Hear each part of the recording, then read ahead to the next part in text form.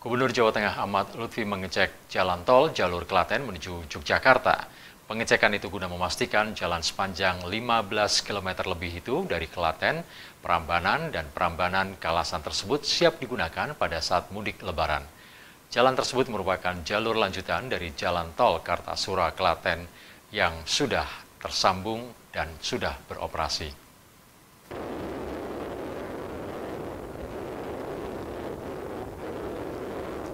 Jalan tol jalur Klaten menuju Yogyakarta dari Klaten Prambanan dan Prambanan Kalasan telah siap difungsikan pada arus mudik dan balik Lebaran mendatang.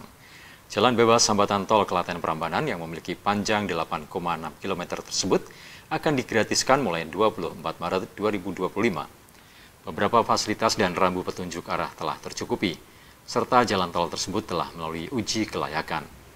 Bagi pemudik yang telah sampai Prambanan menuju Yogyakarta bisa meneruskan perjalanan melalui jalan tol Prambanan, Taman Martani, Kalasan sepanjang 6,7 km. Kalasan menjadi titik tol terakhir yang sudah bisa dilalui pemudik tahun ini dari arah Solo menuju Yogyakarta.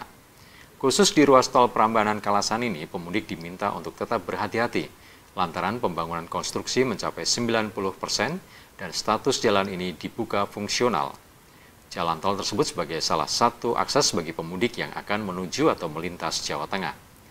Selain jalan tol, terdapat jalur Pantura, jalur selatan, dan jalur selatan-selatan, serta jalur alternatif yang bisa dilintasi. Menjelang arus mudik Lebaran Idul Fitri 2025 ini, Lutfi juga mengimbau kepada para calon pemudik agar selalu menjaga kehati-hatian, karena Jawa Tengah bisa menjadi titik jenuh pemudik usai menempuh perjalanan jauh dari provinsi lain, termasuk mengecek kondisi kendaraan sebelum digunakan untuk mudik. Nasional itu ada jalan tol, kalau di pintu masuknya wilayah kita jalan tol bisa, Pantura bisa, jalur tengah ada, jalur selatan ada, jalur selatan-selatan ada. Kalau masyarakat masih memerlukan adanya jalur untuk memecah wilayah Solo sampai ke Jogja, kita sudah siapkan tol fungsional dari Solo sampai Prambanan.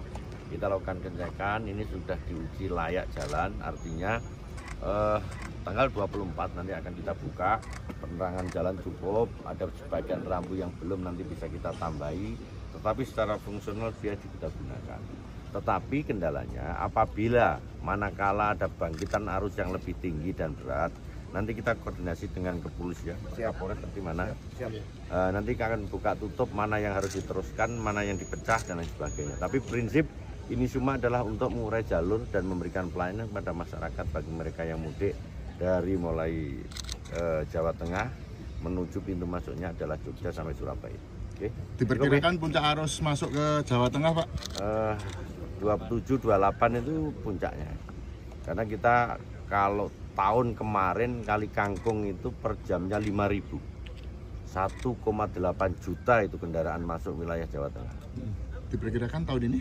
Tahun ini ya bisa meningkat karena tapi ada apa jenis kita belum tahu ya, ada WFA-nya kan pemberlakuannya, kalau itu efektif moga-moga bisa dibawa. Himbauannya kepada masyarakat, Pak.